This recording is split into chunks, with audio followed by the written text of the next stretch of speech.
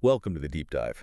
Today, we're really plunging into a pretty unique collection of sources. They give this distinct snapshot of just 1 week, starting Sunday, July 20th, 2025. Yeah, and what's compelling is the mix, isn't it? You've got personal stories, political stuff, pop culture, and even this meta look at media itself. Exactly. So, our mission today, we want to pull out the key nuggets, those surprising insights from all this material. Think of it as your shortcut, Get you informed on the week's highlights, the underlying themes, maybe with a little humor thrown in. Right. And the core source for today's deep dive, the real heart of it, comes from this audio file called Past Week, Next Week, 0720-2025.mp3.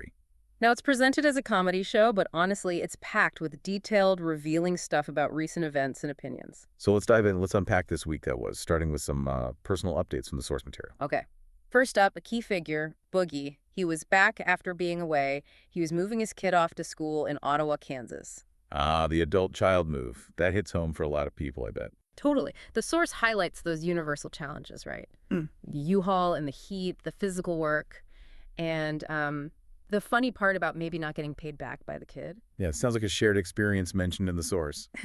But the week also had these, real highs and lows for another host. Right, like a really serene Wednesday, spent on Blue Springs Lake with Mayor Rory Rowland from that Coaching for Performance podcast. Yeah, and the details. Paint a nice picture.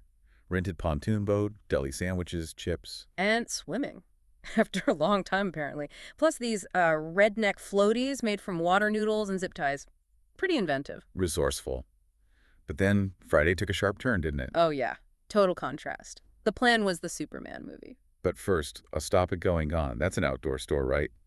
For Jane's hiking trip? Yep, Banff National Park, Canada, near Calgary. With Monica McAtee and some other women. And it's bear country. So practicalities involved, Yeah. digging holes for necessities. Right. But then the car trouble hits, the smart car, a Hyundai, just dead. And the app wouldn't work, of course. So they find this hidden key in the fob, Yeah. but even then they had to physically pry off part of the door handle just to use the key. Wow, modern Yeah. cars, huh? Roadside assistance got called, but yeah, the Superman movie plans thwarted. Totally missed it. What a bummer. Yeah. But the week ended on a better note. Seems so. Friday evening, Colin Ridge's 49th birthday party. Okay, who else was there? Colin's son, Mason, band guitarist Chad Borwin and his wife, Tammy. And Colin apparently went all out with the food, Oh, yeah. making his own tortillas from masa and carnitas from a huge pork roast. That's some serious hosting effort. Definitely dedication. Speaking of dedication, or maybe frustration leading to something else, that pool pump story. Ah, yes, the pool pump saga. So another host pump died. It was 4 or 5 years old, a cheap one. It was time for an upgrade. Well, that was the plan. Ordered a 3-horsepower pump from Amazon. Supposed to arrive Thursday, but got there Friday. And the host installed it themselves. Electrical, plumbing, the works. Yep, DIY. But then the green pool instantly turned blue. Not a good sign. And the pump died after just 20 minutes. Oh, no. So had to call in the expert, Tim's pool guy, and he explained, look, 3 horsepower. Way too much. Caused overheating, needed a 1.5. So the upgrade was actually a downgrade? Sort of. In a way. But here's the twist, the blessing in disguise part. Amazon return was easy, got the right pump ordered. Okay. But because the pump failed and the party got canceled, the host's wife ended up discovering a flooded basement at Megan's new house. Clothes damaged, everything. Wow. They wouldn't have noticed otherwise. Apparently not. So it's a real example of that saying, life happens, take the punches, find the joy in unexpected ways. Amazing. A pool pump failure prevents a bigger disaster. We also heard about some food quests. Yeah, the ongoing search for good tacos. Mexican Mondays at Southside, trying to fill the void left by Lucia's closing. Exploring options like Quick Trip Taco Bell. And even the lunchbox, which sounds wild, a drive-through photomat booth serving fresh Mexican food. You hear all sorts. And games. Enjoyment of a board game called Collide involves a rope, magnets. First one to get rid of theirs wins. Well, maybe turning it into a drinking game. The idea was floated, yeah. Okay, so shifting from the personal side of things, let's talk about civic discourse and controversy this week. Jackson County seems to be a hotspot. Definitely. A big event was a rally on Thursday. Jackson County citizens demanding County Executive Frank White, a Democrat, resign. And the main issue. property tax assessments. People felt they were incompetent, leading to bills they just couldn't afford. And there was some controversy around White's own communication. Yeah, he has this YouTube podcast, apparently. Yeah. He argued that if people don't pay the correct assessed values, the tax burden just shifts. The rally organizers completely disputed that argument. So the citizens took action. They did. Followed the county charter, started a petition for a recall election. But White tried to stop it. He vetoed the recall, yeah. But the legislature, they overrode his veto with a supermajority. So it's headed to court now. Looks like it. Paul's brother, Phil Lavoda, is representing the citizens pro bono. He was even on the news. A judge needs to decide the election date because of conflicts between the charter and other laws. And the source connected this local situation to broader politics. It did. They linked the perceived incompetence of Frank White locally to national figures like Trump. The point being, you got to stay aware and, stand up to wrongdoing no matter the political party. It raises that question, doesn't it? What makes certain issues really fire people up more than others? That question definitely applies to the reactions around the Epstein files, which the source covered in detail. How so? Well, it was complex. You had this retweeted screenshot, for example, a woman saying she'd support Trump no matter what, even using some really extreme hypothetical examples involving herself and her kids. The source noted it as surprisingly honest, in a way. But within the movement itself, there wasn't agreement. Not at all. Internal disarray. Some defending Trump, others absolutely furious about a perceived cover-up, especially since he'd campaigned on exposing pedophilia. And that brought in some unexpected critics. Yeah, like white supremacist Nick Fuentes. He apparently called the MAGA movement a scam if Trump covered up the Epstein files, said the liberals were right, and Trump was just a vehicle. Quite a statement from him. The source seemed to puzzle over why this issue was maybe a breaking point for some. Yeah, wondering why this specifically when maybe previous allegations of racism or xenophobia hadn't been. The source phrased it bluntly, suggesting maybe diddling kids they draw the line at. There were other comparisons made too, right? Mm-hmm. Trump allegedly kissing a 14 or 15-year-old pageant contestant compared to criticisms of Joe Biden sniffing hair. But there was also this call for across-the-board accountability. Like what? Like, if Joe Biden or anyone else is on this list, they should go to jail too. A desire for equal justice, essentially. The source also mentioned Tulsi Gabbard. Right, her reported attempt to prosecute Barack Obama for saying Russia tried to help Trump in 2016. But didn't the Senate Commission confirm Russian interference? Yeah, a Republican-led one under Marco Rubio did confirm interference, though it didn't prove Trump knew about it or was directly involved. Yet, despite all these heavy political stories. The source dryly observed that the biggest story of the week is the Coldplay couple. Really puts media focus or maybe public attention into perspective, doesn't it? It really does. And speaking of unique perspectives, we heard from the Why Dude again. Yes, addressing a question from Stanley from an undisclosed location about why do people sin? And Stanley's evidence for this question was unusual. Very. Involved his tenant, Jack, living with 2 women. Stanley approved Jack based on unverified info about his sexual orientation, and now he's having second thoughts as a landlord. So the Why Dude's take. He kind of critiqued Stanley for confusing being a landlord with being a moral authority, called it enlightenment through ignorance. It's this weird mix of theology, landlord anxiety, and misunderstanding sexual orientation. Quite the blend. All right, let's shift to the news quiz section from the source. What current events were covered? First, the Supreme Court decision allowing layoffs for almost 1,400 federal employees at the Department of Education. And the source noted some perception around that. Yeah, a perception that, quote, this court is in the pocket for Trump, and concern about the hit to funding for education programs. Then there was President Trump's ultimatum to Putin. Right, giving him 50 days for a peace deal with Ukraine or face severe tariffs. The source questioned, the practicality and likely impact of that kind of deadline. And the Elmo story. Oh, boy. Elmo's X account, formerly Twitter, got hacked on Sunday, flooded with anti-Semitic stuff and conspiracy theories. Just bizarre. And a reminder, maybe, of how easily platforms can be misused. Absolutely. Then, on a more somber note, the Dragon Bravo wildfire destroying a historic lodge at the Grand Canyon's North Rim. That prompted a personal story from one of the hosts. Yeah, a pretty dramatic childhood anecdote about almost, quote, murdering his mother at the Grand Canyon with a pistol when he was like 3 or 4. Drew a comparison to the Brady Bunch. Wow. Okay, moving to entertainment news. Emmy nominations. Apple TV's Severance is leading with 27 nominations. Mixed reaction on that one in the source, though. Yeah, one host loves it, others can't get into it.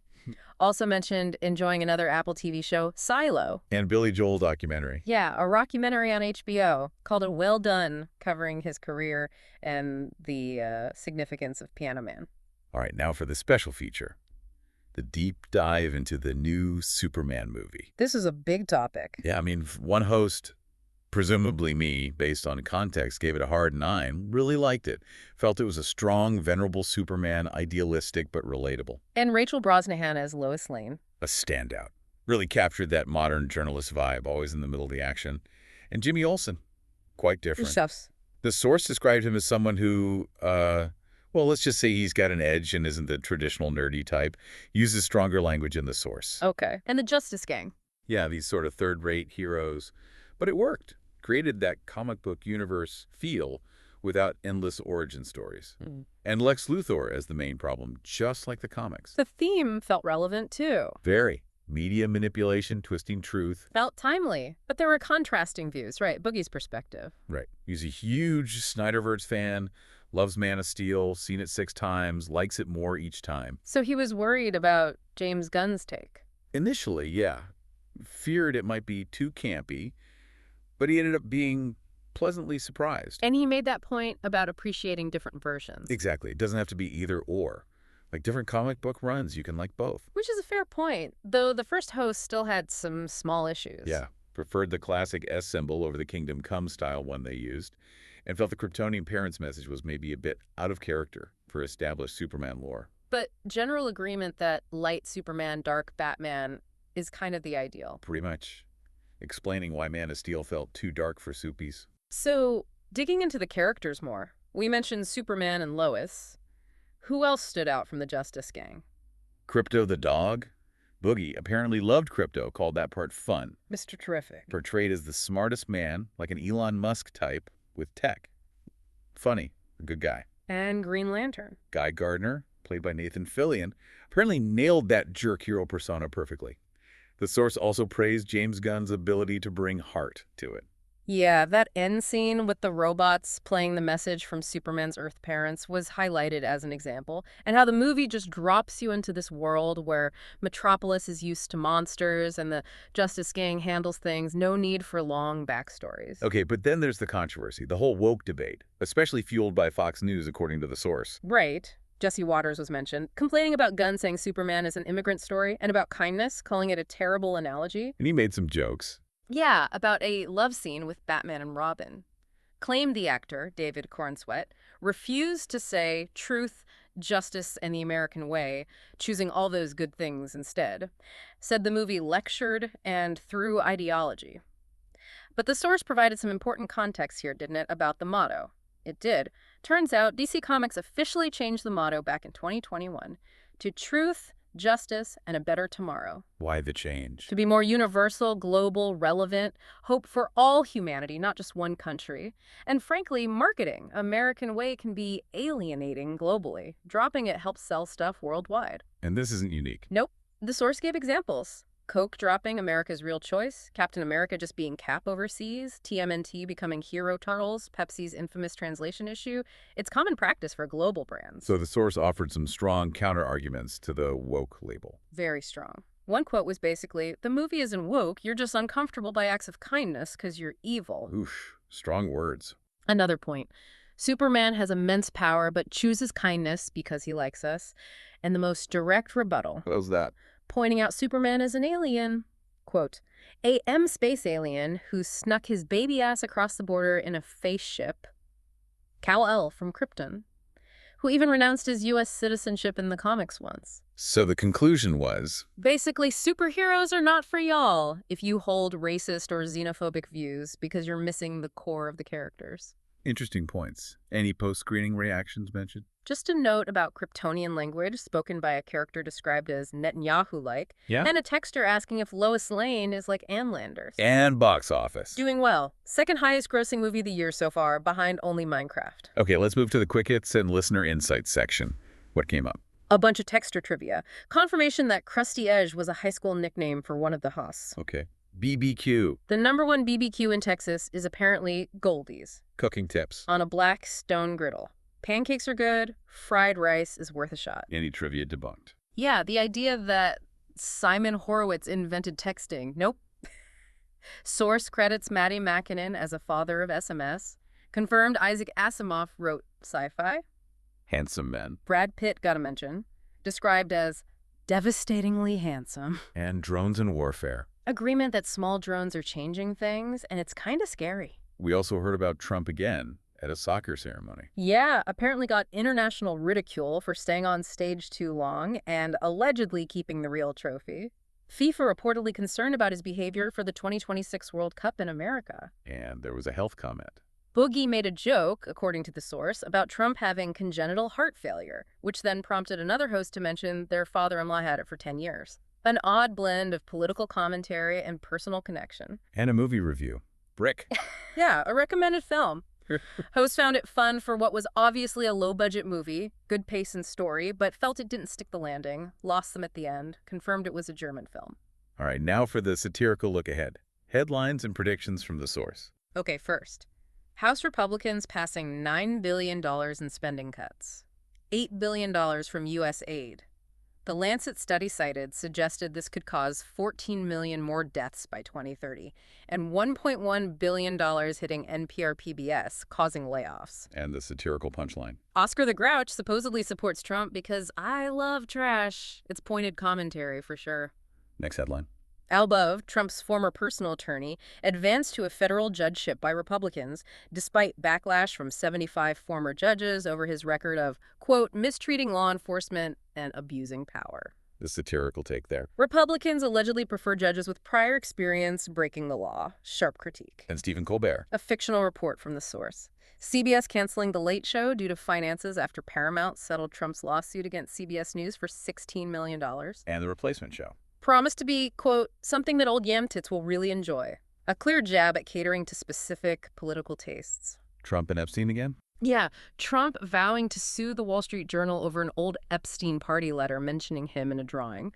Also ordering AG Pam Bondi to release Epstein grand jury testimony. And Mad GA supporters' reaction in this satire. Still furious about missing files, supposedly, with the cynical observation that the only thing cheering them up is watching children die from climate change while billionaires get more tax cuts.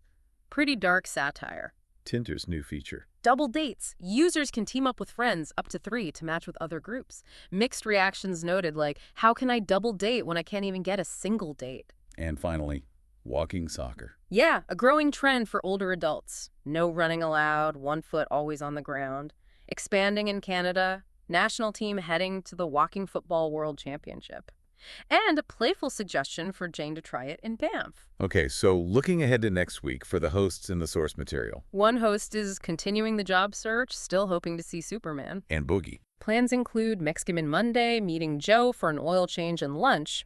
And it's his wife's 27th birthday on Wednesday. His first birthday as a married man, so, pressure's on to plan something good. And a big concert announcement. Huge! One host bought 2 tickets to see Paul McCartney in Des Moines, Iowa, October 16th. Hotel room booked and everything. How much were the tickets? $200 each, noted as not a lot for a big-name act these days, compared to, say, Earth, Wind & Fire at $170, $180. Seems like an unusual splurge for this host. Definitely sounds like a big deal for them. Okay, now for that meta-reflection above this deep dive itself. Right. Paul's new catchphrase, I am the source, and his reaction to how this analysis show interpreted their Past Week, Next Week show. What was his critique? He took issue with us calling their comedy show deep or saying they had personal conversations, despite their disclaimer about it being just goofiness, fellowship, and fun. So, a broader point about media. Exactly. His take, in his words, is that all media, including their show, is bull and nothing's real. He said their friendship is genuine, but it's still a performance. His goal is in depth, then. His stated aim is just to provide facts, not make it bigger than it is. He echoed Phil Henry, this is about me, this is about us. It's a really interesting self-aware commentary on making content. And finally, back to Superman, but the music choices. Yeah, kind of unexpected. 5 Years' Time by Noah and the Whale, during a scene where Mr. Terrific is apparently destroying the military. And Iggy Pop. I Am a Punk Rocker, played at the end, described as Quirky, hideous, classic James Gunn choices. and the interpretation of those choices. That they reflect Superman's naive, simple, and sweet, kind of boyish quality in this version, even more so than the host felt about himself, apparently. Interesting. So as we wrap up this deep You dive, really see it, don't you? How all these events, from local politics to movies, show this constant tension between the stories people tell, the curated narratives, and maybe the underlying realities. yeah. What does it mean for you, the listener, when even things that seem straightforward, a superhero's origin story, a tax bill, get tangled up in all these layers of interpretation, marketing, spin, and just deeply held beliefs? It's definitely something to think about. Indeed. Till next time, stay curious.